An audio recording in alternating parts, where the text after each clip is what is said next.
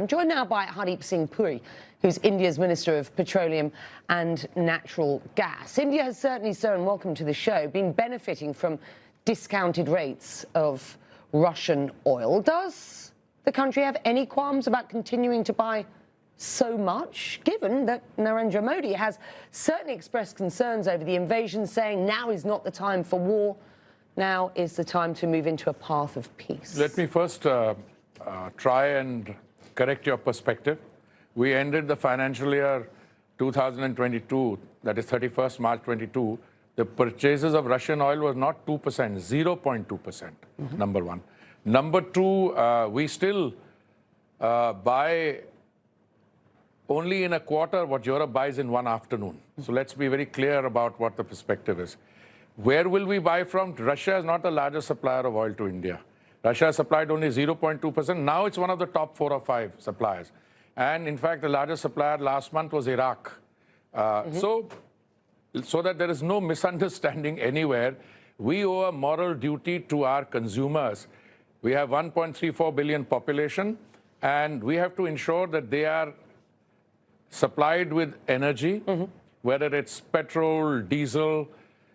We were the only country in the world which, at the time when we were feeding 800 million people 3 meals a day, which we are still doing, the government reduced its revenue in order to make sure that prices at the petrol bunk didn't go up. So we have 60 million people going to the petrol bunk. There is no moral conflict with buying Russian oil? Oh, absolutely none. Absolutely none.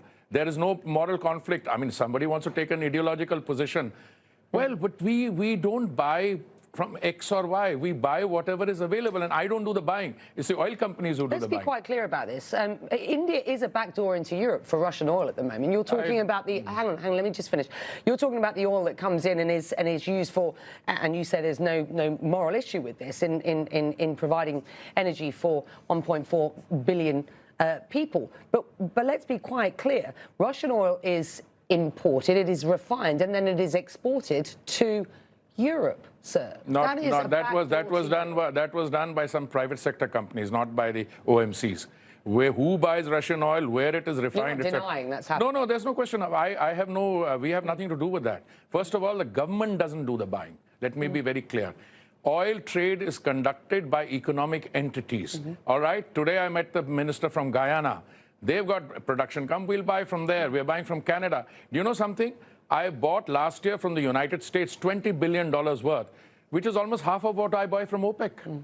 No, we will buy oil, gas from wherever we can get it. What if the EU or the US were to ask India specifically to halt Russian oil purchases? I'll tell you something. First, you should address that question to the EU or to the United States. I'm telling you, because if India did not buy, or someone else didn't buy Russian oil, and if Russian oil were to go off the market, what would happen to international prices? These people would turn around, and then the same, somebody's cutting supply, we have more people buying it, the price will go up to $200. Minister, with respect, I'm asking you a simple question. If the EU or the US were to ask India to halt Russian I don't address hypothetical questions. If the EU wants to come up with something, they will talk to us. We will examine what's in it. So what is on offer now? We have a situation where Hungarian oil can come in through a pipeline, and it's exempt from the so-called price cap. Chinese oil goes through, Russian oil goes to China through the pipeline, it is exempt. Japan can buy it. So I'd like to find out whom the price cap is aimed at. Okay. And we'll have a good,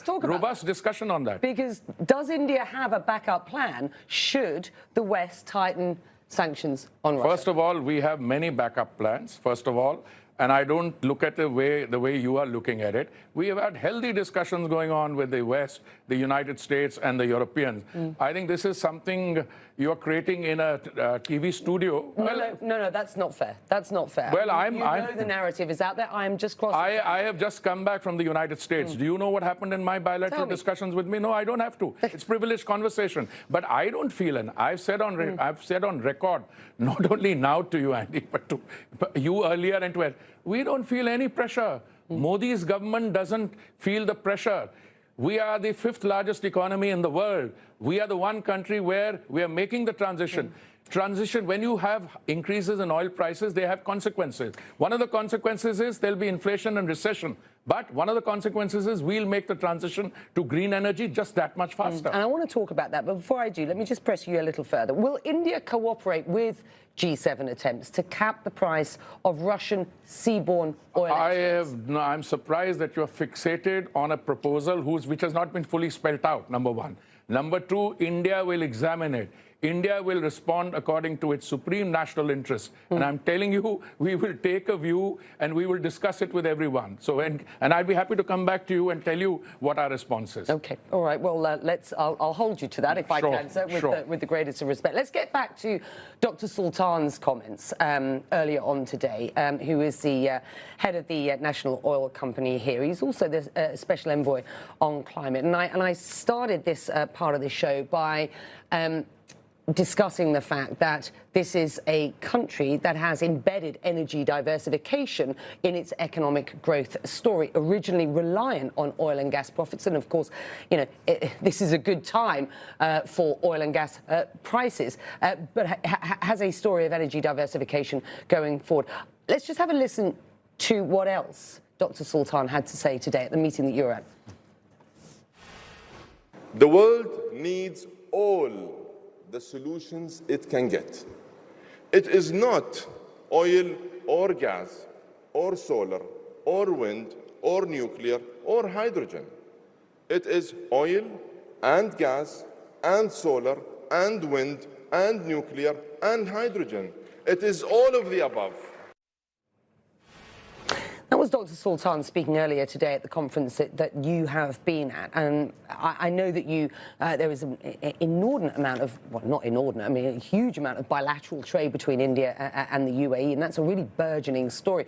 Do you agree with what Dr. Sultan said there? And what do you see from your perspective as the opportunity for energy diversification, the use of solar, wind, renewables going forward? What's your position? I think perhaps some people are not aware of the fact. What he said is what we are practicing.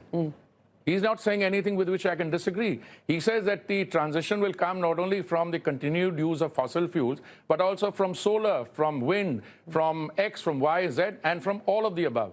Now, let me tell you what we've done. We are the one country in the world which has demonstrated that we can bring the cost of solar down. We brought it from 25 cents down to 3 cents. Now, if you have to make green hydrogen, what do you need? You need cheap power and you need electrolyzers. We are getting both. We are one of the most ambitious and comprehensive green hydrogen plants in the world. Biofuels, we have gone from 1.4% blending in 2014, Andy, to 10% now. We had a target of 20% biofuel blending by 2030. We brought it out to 24, 25.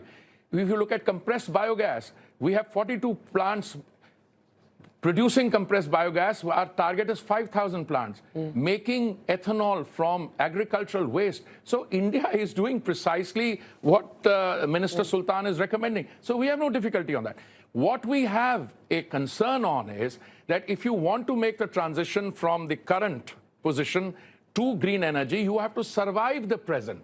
And that is where I think the high oil prices have unintended consequences, some good, some bad. The bad ones are that you will find that the situation, which is already inflationary because of the stimulus packages which went in pair, will become more inflationary and recessionary.